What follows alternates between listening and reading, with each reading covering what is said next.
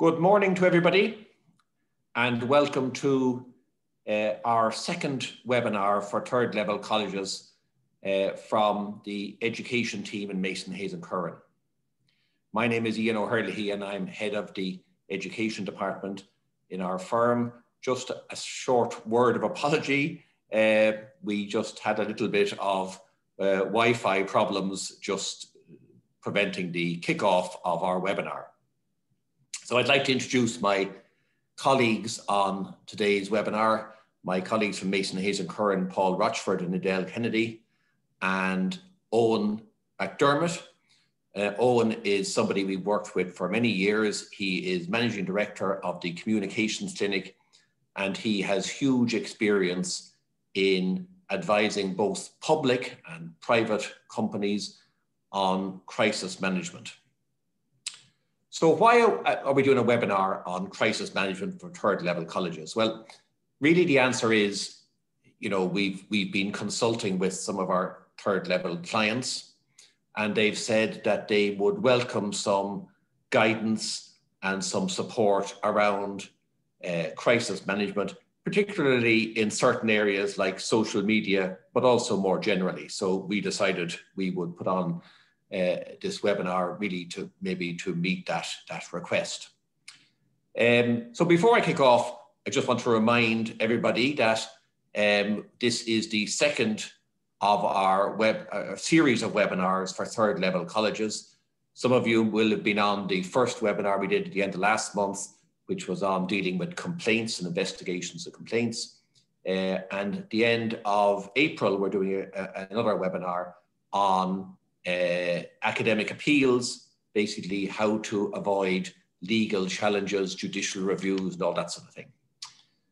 So let's kick off straight away, and I'm going to go firstly to Eoghan McDermott. Eoghan, let me ask you a question. Good morning to you, firstly. Let me ask you a question. What is a crisis? You do a lot of crisis management. What is a crisis? And are there things that organizations can do to prepare or get ready for a crisis? There are. My starting point would be a crisis is very stressful. It can be very high risk. It can be career defining. And unfortunately for some, it can be career ending. The general definition of a crisis is a time of intense difficulty, challenge, or danger. And usually it comes out of the blue, which again, in and of itself is challenging. Myself and my colleagues in the communications clinic have supported a plethora of clients through a plethora of issues, ranging from HR challenges, whistleblowers, product recalls, sports people being involved in altercations, or well-known people being accused of taking illicit drugs. We supported an organization after its president was arrested by a foreign police force. And late last year, we supported the Department of Education on a very specific issue, which I'm sure everybody on this call will be familiar with, around the algorithm and the leaving cert, which we can touch on later on. And of course, a few times every year, Ian, for about the last decade, if not longer, you and I work together helping people in the education sector navigate the choppy waters of a crisis. To go to the second part of the question then, I think people find crises very stressful because of a lack of familiarity with the situation, the risk of loss of face, and obviously the risk of damage to reputation. So I think there's a few things to remember. I would suggest that everybody on this call, if you haven't done it already, identifies the team who are going to manage a crisis. Now, I'm not going to get dogmatic on who should be in that team, but whether it's the president of the institution, the head of communications, the head of legal, the head of HR, I would be suggesting that they are in the team, or you certainly have identified the team. I would also suggest what makes a crisis a little less stressful is that scenario planning has been carried out and a checklist of the important things that need to be addressed has been developed. So we would do this with businesses and organizations of all shapes and sizes. So for example, we work with an international NGO every summer where we run through different crises or different potential crises that they might have. It could be embezzlement, it could be hacking, it could be a case of child abuse, it could be sexual harassment, it could be a kidnapping. And they find that extraordinarily useful to work through it. And so even last summer, for example, we did one on kidnapping. And what was interesting was they handled a lot of the crisis very well, but they forgot to contact the person the family of the person who had been kidnapped. Now you would say, gosh, that had never happened in real life. But in the scenario planning that we went through, that did occur. But you'll know it'll never happen again, where they'll know, well, who are our key stakeholders? Who are our key audiences? Who are the key people that we have a relationship with? So navigating your way through a crisis like that is very useful. And it's all the better to be doing it before a crisis rather than afterwards.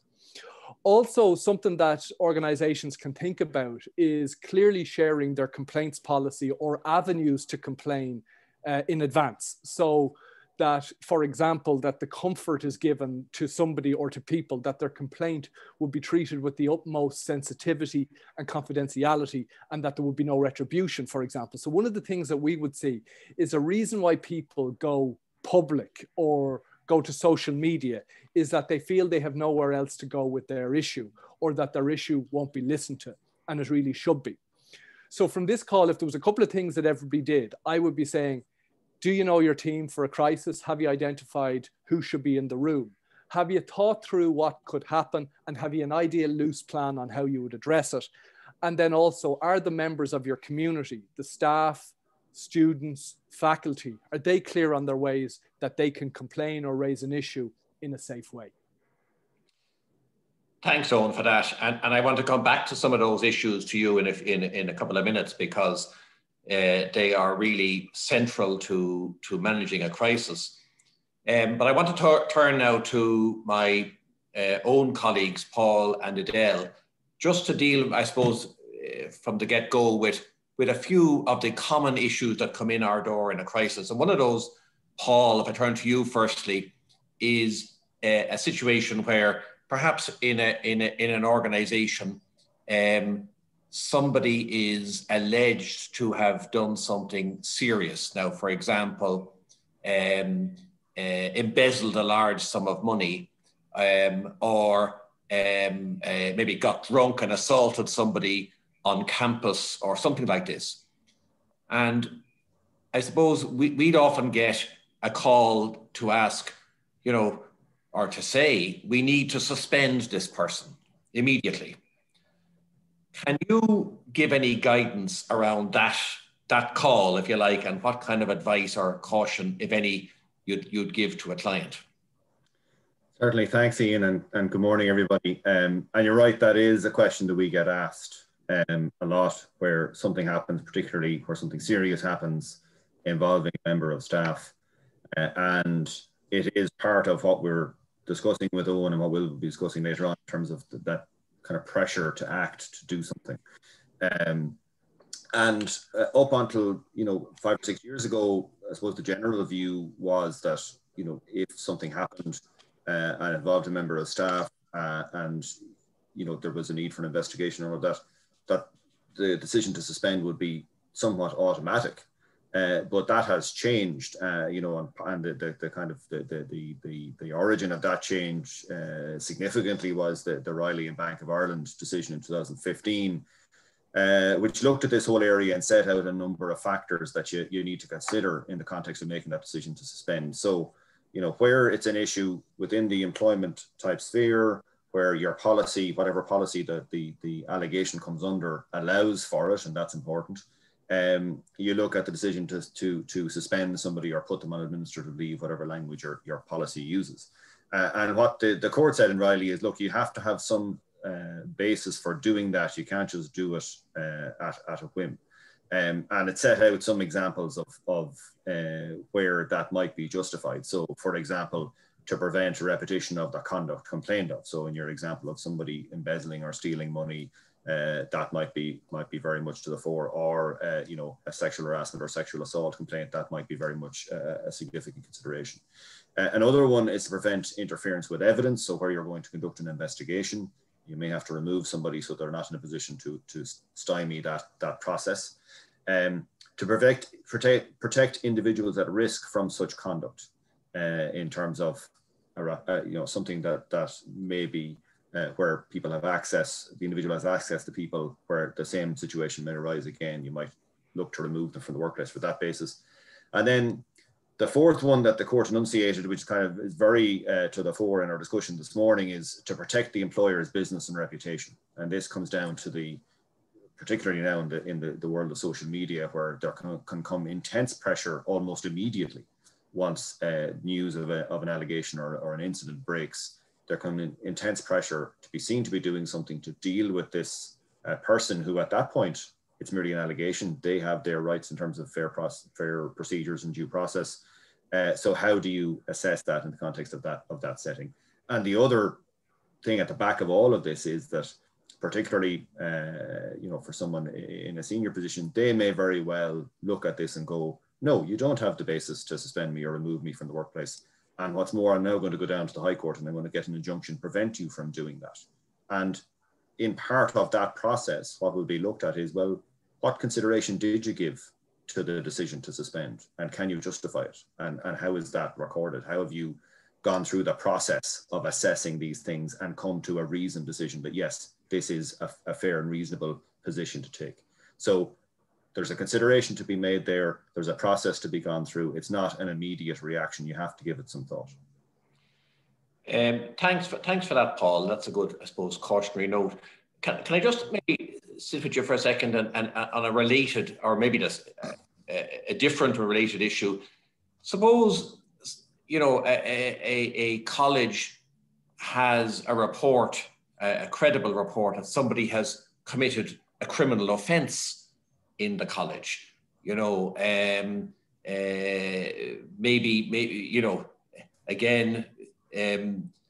Something that could or should, and this is what I wanted to ask you about, be reported to the Gardaí. What are the obligations, or if any, on an institution to report something to the Gardaí, particularly in a crisis situation? So people are somewhat surprised when you tell them, or when they find out, that there is no overarching general obligation to report criminal acts to An Garda Síochána. There are limited circumstances where you are possibly obliged to report things. One of them is in relation to certain fraud and financial offences.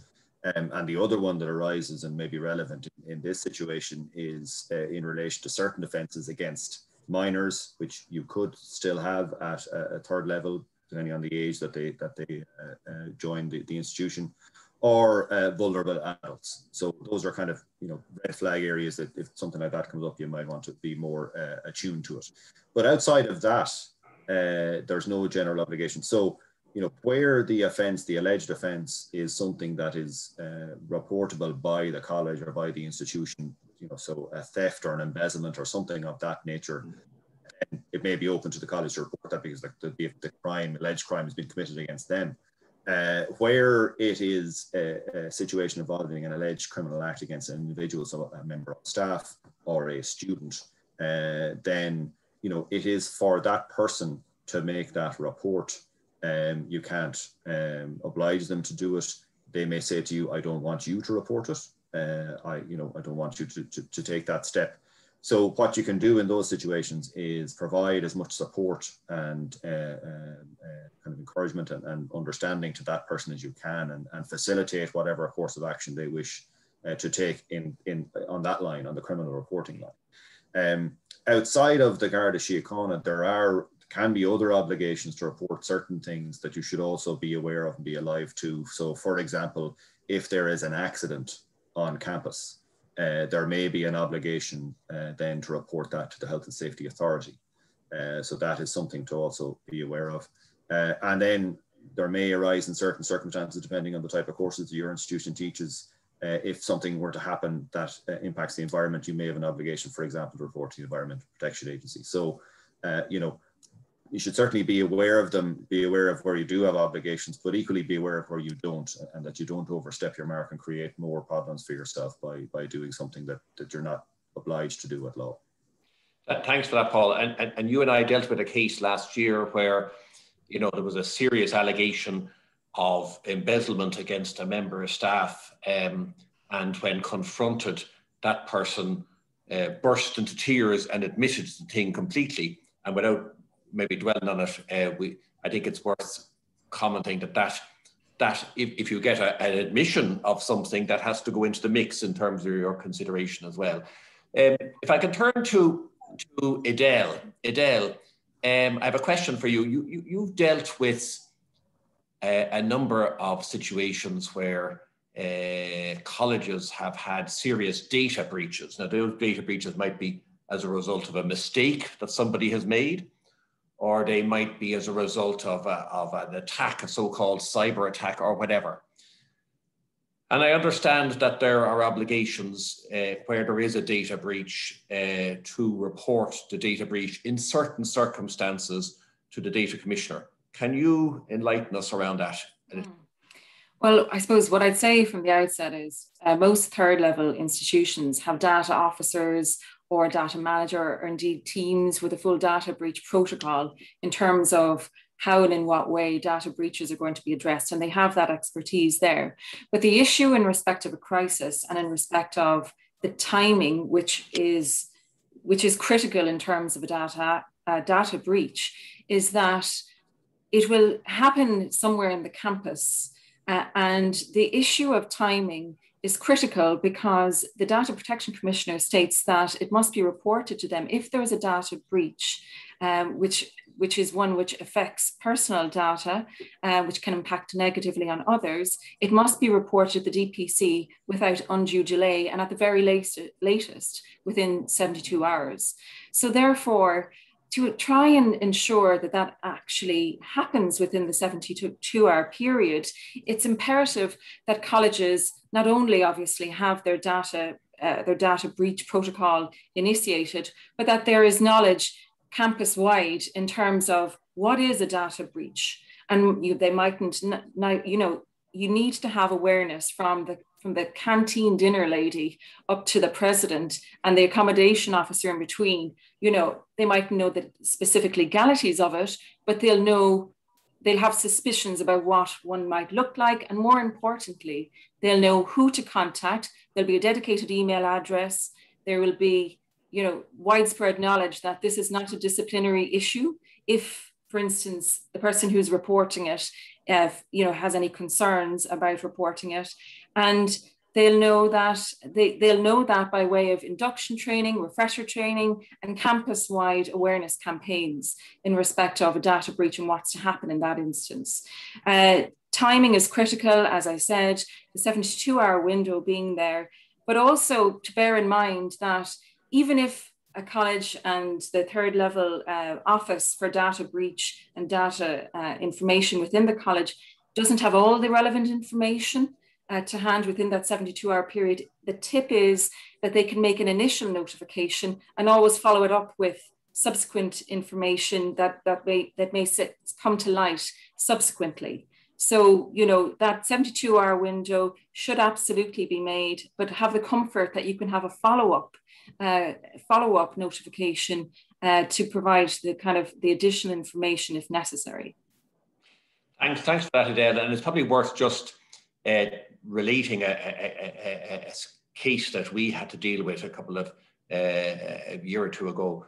This was a case of the most serious data breach that you could imagine in an educational institution, where by utter human error, the medical reports on a member of staff were accidentally sent to a range of third parties, students and students' contacts, which, this is obviously sensitive personal data, really sensitive personal data. And I only mentioned this story because, and you'll remember this, Edel, it's a real example of when you do the right thing, you can sometimes get lucky, because what we did in that particular case is within the 72 hours with the client, we actually rang the data commissioner and we reported it to the data commissioner. And why I say we got lucky was because about 30 minutes after our call to the data commissioner, the solicitor for the staff member rang the data commissioner's office, and by pure chance, because there's a big staff in there, got put through to the same individual to whom we had just reported it. And instead of the solicitor hearing from the data commissioner, God, this is really serious, the first thing the solicitor heard was, I know all about it. The institution has been in contact with me. And it changed the dynamic with the solicitor, but more particularly, it changed the dynamic with the data commissioner. Yes. Because the story would have been a very different had the data commissioner come to our client with, I've just been told of something very serious and you haven't reported it. So it has stuck with me and you, I think, as exactly. an example of sometimes do the right thing, get lucky. Owen, I'm going to come back to you. Put you on the spot with a series of questions around, I suppose, communications in a crisis. Sure. I suppose I'll ask you a question. What's the greatest myth around communications in a crisis, or is there one? Oh, there is. And before I give you the greatest myth, I would say this in the context of what Edel has just mentioned in relation to the 72-hour window, that does let you know the timeline that you're playing in. But the greatest myth from my perspective is that there is a belief that there is a prize for speed. There isn't. Often fast actions are risky actions, and I would much prefer, where possible, but I would much prefer people to be criticized for being slow and correct rather than fast and wrong. And in a crisis can get the adrenaline going, you know, and this leads people to making fast and significant communications decisions. And when you review the crisis, many of those decisions have turned out to be wrong. So regarding communications in a crisis, what I would be suggesting to everybody is don't just do something, stand there. The opposite of don't just stand there, do something. So don't just do something, stand there. The bravest course of action in a crisis is to sit and assess and see where you're at. Most crises gets exacerbated because people rush into action. And you, the person in the middle of the crisis, will find yourself plagued with people saying things like, we need to get our side of the story out there, or equally constructive things. But I would suggest you don't do that. You don't just do something, you stand there. Once you know what's going on, once you've gotten on top of the current issue and you have a handle on it, then you can look at the communication. But people tend to feel a huge pressure from being told that journalist X from whatever paper is calling, or this broadcast outlet is calling, looking for comment. But I would be encouraging everybody on this call not allow themselves feel pressured or get pressured into making public utterances before you're ready to. And the line that I use comes from the famous play and movie, Glengarry Glen Ross, and it was Ricky Roma who said it. And Al Pacino played Ricky Roma's character in the movie. And he said, you never open your mouth until you know what the shot is. I think that principle of saying, don't say anything until you know for sure, is really crucial in a crisis. So don't open your mouth until you know what the shot is. Get the facts straight. What happened? Where? Why? How, who. You need to have people in the room acting like journalists, asking those questions. Because if you don't have the answers to the obvious questions, you are going to make it worse.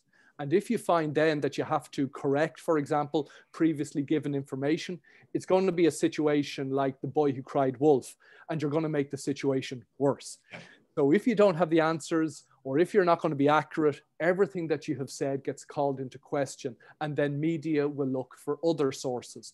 And I would say if you're handling communication in a crisis correctly, you should find that you are the primary source of the information if it's your crisis. So to give you a very quick example, I touched on at the start that we were brought in by the Department of Education to support them on the algorithm issue. I can obviously talk about this because it is in the public forum and it was raised over the last little while. But the minister in the department found out that there was an issue with the algorithm on the Tuesday night, yet they didn't speak to media about it until the following week. Now, why? Well, first of all, we were able to keep the team relatively tight. But also the reason why you couldn't let them out on media was because at that point on the Tuesday, they didn't have the answers to the obvious questions. And I would say any of us on this call will be able to establish what those questions will be. For example, how did it happen? Well, we didn't know. How many people were affected? We didn't know. What does it mean for them?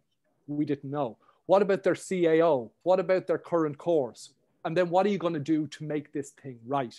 The answers to those questions weren't immediately available. and there was experts and people needed to be brought in. And once we then were sure that we had a handle on it, you were then able to make the public utterances through media. So that thing on don't open your mouth till you know what the shot is, and that element of don't allow yourself be rushed into something if you aren't sure.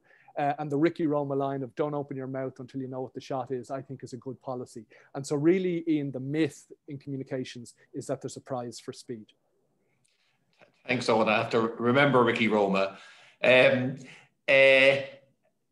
Just another question, and that is that, you know, in a number of the cases, the crises that we have assisted clients with, I've heard you often mention, you know, or ask the client, you know, who are your stakeholders or who is your community?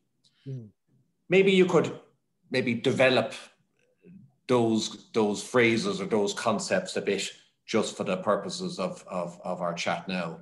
Yeah, and that's the most important question in any communication, which I'm sure everybody on this call would appreciate, but the cliche question of who your audience is. And we would apply a kind of a concentric circle model, like who are the closest people to you and who do you need to start communicating with? And the farther out you go, the less important they are. And typically, to use the horrible phrase, the general public tend to be quite far away from the center. So really actually aren't necessarily a key audience at all. So I think asking yourself who are our key stakeholders is certainly important. And in an educational institution or a third level institution, members of the community, your constituents, the faculty, staff, students, governing body, governing board, perhaps local community would all be people that you would say would be stakeholders. But some of the teams that we would work with are initially surprised by our communications advice because they expect us to come in talking about media when we tend not to. I think media can often get a disproportionate amount of attention. And maybe that's because we feel, oh Christ, I'm going to be on the front page of the Irish Times and I read the Irish Times and I'd really hate that. Or I'm going to feature on RTE or Morning Ireland and all of my family and friends listen to Morning Ireland and I'll be mortified. And then when they call, our heart misses a beat, and rightly so, it should miss a beat, but it then gets the focus. Whereas you see, I think people make the mistake that they believe media to be an audience when media is not an audience, really, it's a conduit, it's a channel to your audience. Or that the public that media serves to be an audience when they're not. And every media serves a particular audience. And that we figure, well, gosh, they must be a key audience for me when they're not at all. So for example, if somebody on this call has decided that their stakeholders include the faculty and 50 students, they're the audience. Well, I would be encouraging you to figure out the best way of talking to them and communicating with them in the most personal way possible. And going on media isn't the most personal way possible, is in fact not necessarily the best way of reaching those 50 students and the faculty. So media in that context, you know, becomes irrelevant, and on your list of priorities should move down the list. When often when we arrive into a crisis, Ian, media is at the top of the list, and really it should be treated with a polite level of dismissal. And that's why really understanding the key people that you need to communicate with is crucial, and figuring out the best way of communicating with them in as personal and as close a way as possible. Oh, okay, but that, I mean, I think that's a really important point, and one which I've learned, I suppose, over the last number of years. I'm going to ask you a couple of questions about the different engagement with the different types of media. If I could just start maybe with what I might call traditional media. Are there any guidance points that you'd like to make on traditional media, so-called?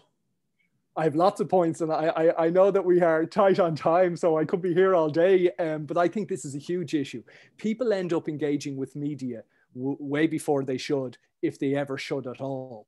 And people end up on broadcast media in particular way earlier than they should, if they should at all. So if you're going to engage with media, you have to ask yourself, is this going to make things better? And in the context of an issue, media contacting you can fall into two sets of circumstances or two buckets. The first bucket is media are running the story anyway and have invited you to engage. That's one set of circumstances. The second is media tell you that they're running the story, but they need you to engage to make the story, which is a different thing. So if you look at the first one where they're running it and they've invited you to engage with them, you really do have to ask yourself, am I well enough prepared? People get rushed onto media without any level of the correct amount of preparation and without really any experience of it.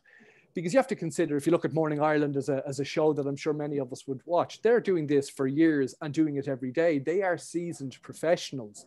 And we, going on Morning Ireland, would find ourselves to be inexperienced amateurs.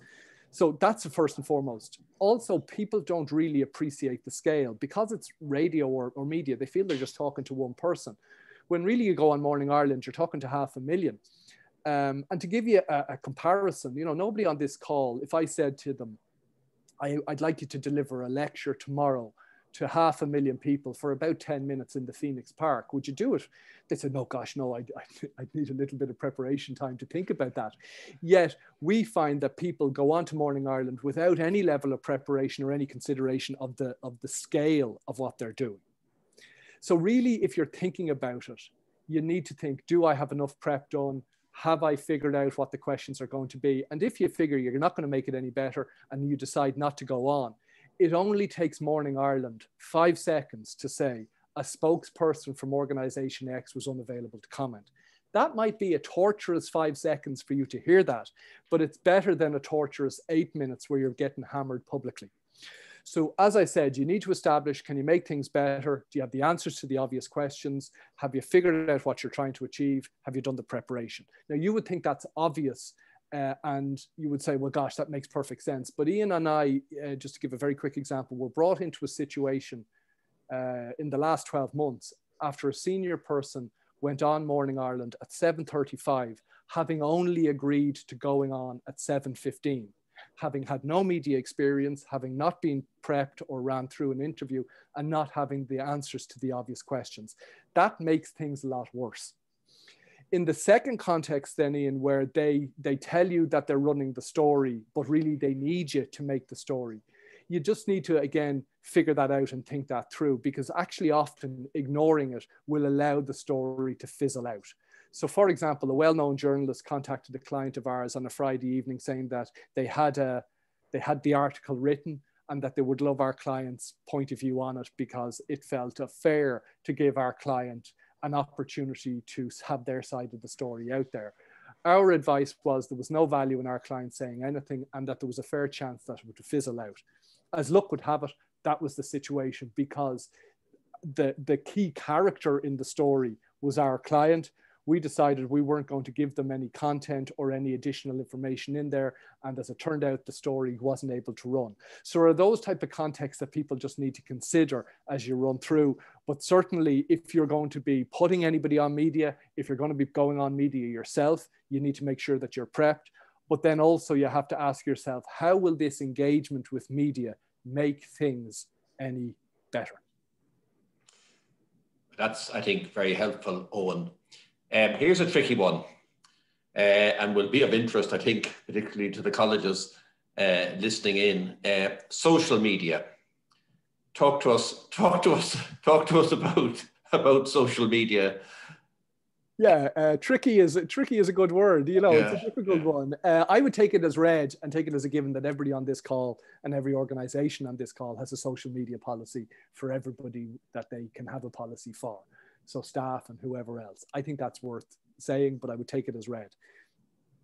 I also think colleges and education institutions need to question why they have their own social media pages. What are they there for? And what are you type of posting? And what are you setting out to achieve? Because it is a channel of communication. So you need to consider that. But as touched on, like social media is very tricky. It's the Wild West. At least a journalist or their publication have standards that they would want to maintain. Whereas, as everybody knows, anybody anywhere can say whatever they want about you on social media. I would apply the general principle that in a witch hunt, nobody listens to the person who is accused of being a witch when they say they're not a witch. So any public utterance is unlikely to make things better. So even in that situation, you're probably better saying nothing and doing nothing. Also, when you're being burned at the stake, it's probably best to let the fire burn out rather than pouring petrol on it, to mix my metaphors terribly. But that is probably a useful thing to consider. So it's probably best not to say anything in that context either. But also it's worth understanding. And this is, I think, is worth everybody to watch for in the next social media storm that you see coming up. Social media crises tend to follow a cycle of about 3 or 4 days, with it burning at its brightest around day 2. What we have found is that gives organizations great comfort that you can say, look, guys, you're in the middle of it now. It's particularly difficult, but you're day 2. It'll be fizzling out by tomorrow evening, and it'll be pretty much gone by day 4. So sit tight and let the storm pass, and then figure things out. But that's been very useful. So that's one of the things I would say to people, that if you watch social media, they tend to burn brightly for 4 days, but at its brightest around day 2, and then you're kind of fizzling out. The mistake people make is they say something around day 4, and that just blows it up again. Yeah. No, I think we've all can identify with that sort of a scenario. Here's another tricky one. Apologies, Eoghan. Any guidance you'd give, I suppose, on where something wrong has happened and an institution wants to issue an apology? Yeah, totally. I think definitely. And if I can do maybe the politicians thing and ignore your question for a quick second and then loop back onto it, I think it's probably worth us all taking that it's easy to be the hurler on the ditch in a crisis, because this advice will be applicable depending on where you're at in a crisis.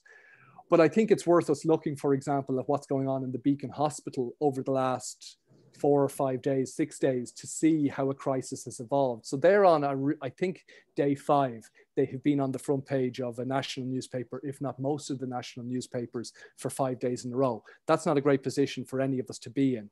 If you track back what they did on Friday evening, their CEO and the hospital, they released a statement on Friday apologizing and saying what they had done was wrong and what they were going to do to avoid it happening again.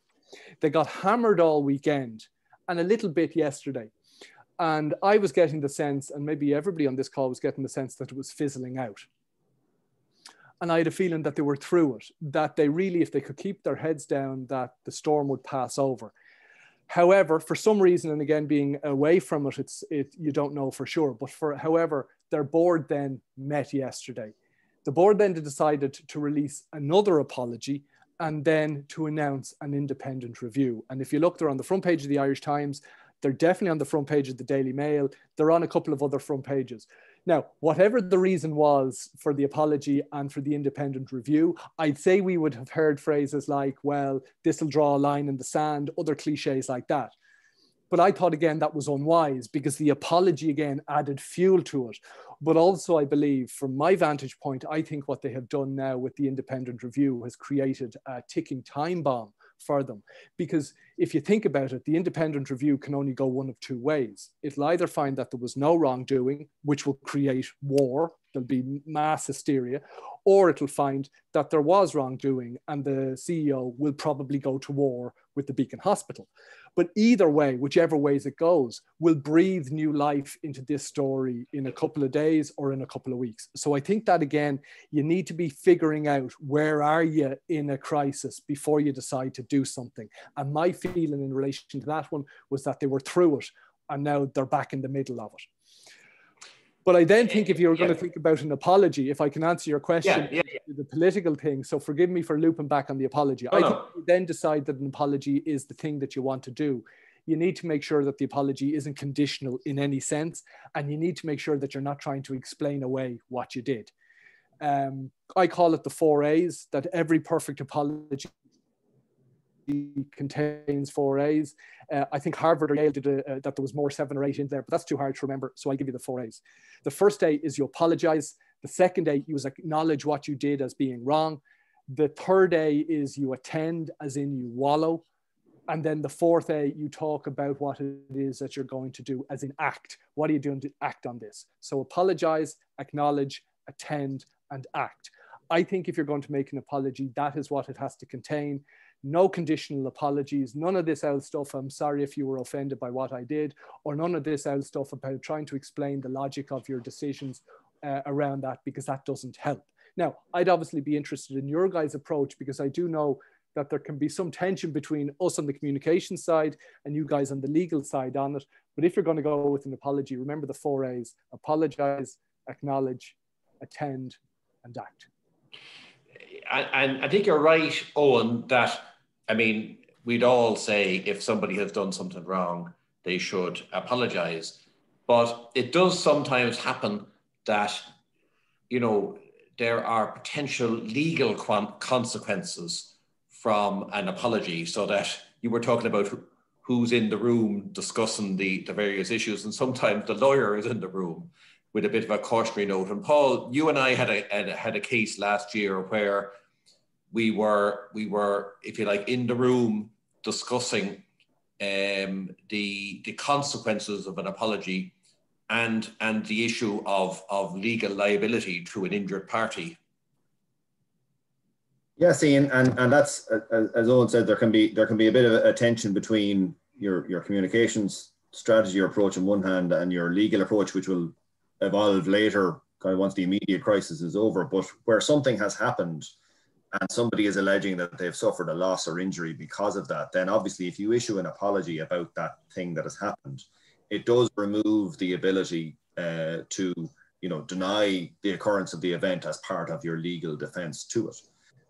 Now, that being said, what it doesn't do is it doesn't remove your ability to argue that the loss or injury didn't occur in the context of that person, or that it's not as great, or if it's been exaggerated. So, you know, so it doesn't close off all defenses, but it certainly is a significant consideration.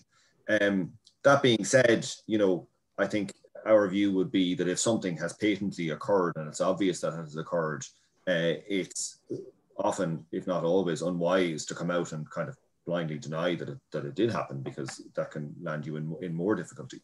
And as Eoghan, you can often get caught out then when you do that. But I think most of our clients where we've had these sort of situations, they take a mature kind of approach to it, and they're able to weigh the balance of the consequences of either approach, you know, and factor into that decision the whole context of reputational damage and how does that decision impact on that versus their future legal defense. But certainly there is a tension in the immediate sense when the crisis is happening, is how do we deal with this and how is it going to impact down the road, and we do have to talk about that when these things occur. If I could jump in there, yeah, please do. Well, just to follow up on what Paul has said, in terms of insurance, a client needs to bear in mind the fact that insurance cover is often in place for various incidents. And what we want to avoid is any possible repudiation of that cover by excluding unwittingly the insurance providers from any discussions that you're having internally or with your lawyers about a possible apology. So, you know, our experience, I'm pleased to report, and I think I'm speaking kind of for the team here, is that insurers, many insurers at least, take a pretty sophisticated view in terms of the approach to be taken by third level institutions and other clients in giving an apology, in that they recognize the importance of the institution's reputation, and that they recognize the fact that an apology might be necessary. But again, like Paul was saying, you know, without obviously impacting negatively in terms of any defense, but recognizing the importance of it for the client. Yeah, no, I think that's true. My experience along with yours, Edel, has been that insurers are not as singular in their approach in terms of defending the indefensible. Oh, and I'm coming back to you with one last question, if I might. Any around communications, any simple do's or don'ts that you'd say to those listening?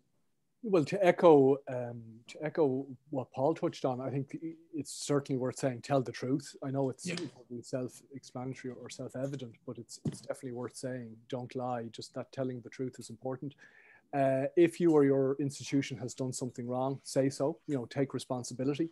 A very big one that I'd encourage people to not do, as in a big don't, is don't do PR.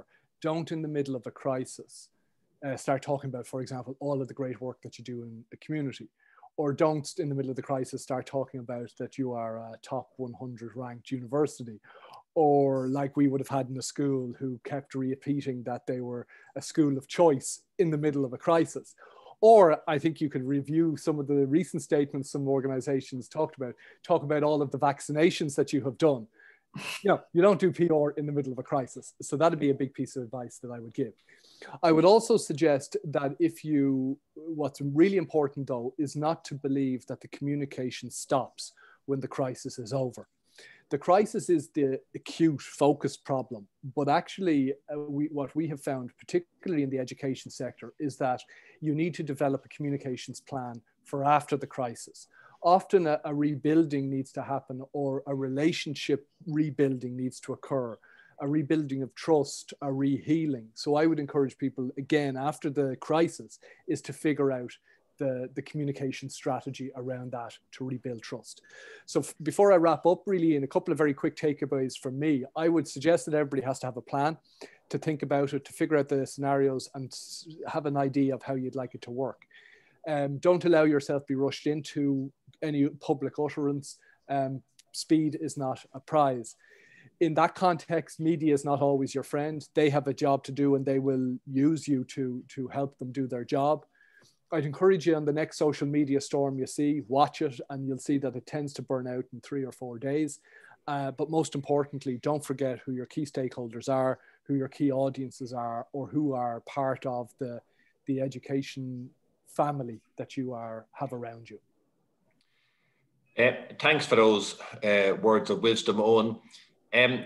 I suppose just before we finish up, I would just like to maybe just to bolster what Eoghan has said, to offer a reflection, and that is that over my years of dealing with different types of institutions in different sectors, including particularly education institutions in a crisis, there is a world of a difference between dealing with an institution who has no plan, no rehearsal in the middle of a crisis, because their whole world is turned upside down and inside out, and there are people, for want of a better phrase, in a blind panic.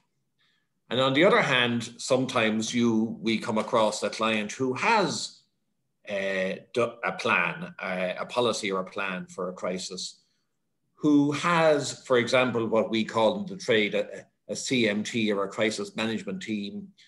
They have people, roles allocated. They know, as Eoghan said earlier on, they know who is required to be in the room dealing with the crisis, so-called, and they have done rehearsal.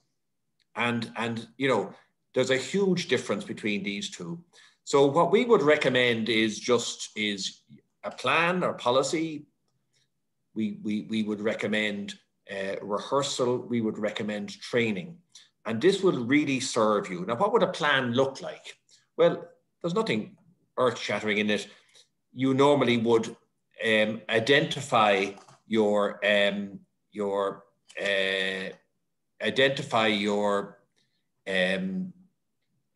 team, very important. Identify roles. You would offer training to relevant people. You would deal with internal and external communications.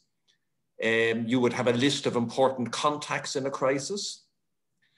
And I mean, just to finish up and say that with regards kind of things like rehearsal, developing a plan, training for individuals, if there's anything that we in Mason Hayes and Curran can do for you, or indeed anything that Eoghan and the Communications Clinic can do, we would be delighted to assist with that. Other than that, I'd just like to say thank you for tuning in to today's webinar. I hope you've found it helpful.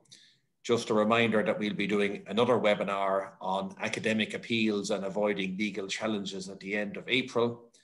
And other than that, thank you to you all and good luck. Bye-bye.